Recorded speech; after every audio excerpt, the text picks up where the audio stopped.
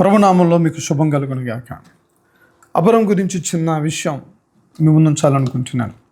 అబ్రాం లోకంలో మహారాజుగా బ్రతికాడు. దేవునికి స్నేహితుడిగా కూడా తను జీవించాడు. ఆ అబ్రాం దేవుడితో మాట్లాడేటప్పుడు ధూళినైనా బూడిదైనటువంటి నేను అని మాట్లాడాడు. ఇక్కడ మనం నేర్చుకోవాల్సింది ఏంటంటే, లోకంలో మనకి ఎంత పేరున్నా, దేవుడి సందులో ఎంత బలంగా మనం ముందుకు సాగిపోతున్నా, దేవుడి ఎదుట ఎల్లప్పుడూ మనం తగ్గించుకుని జీవించగలిగితే, అబ్రామును దేవుడు అన్ని విషయాలు ఆస్వాదించినట్లు మనల్ని కూడా దేవుడు అన్ని విషయాల్లో ఆశీర్వదిస్తాడు. నేటి క్రైస్తవ సమాజం కోల్పోతున్న విషయం ఏంటంటే తగ్గింపు జీవితం.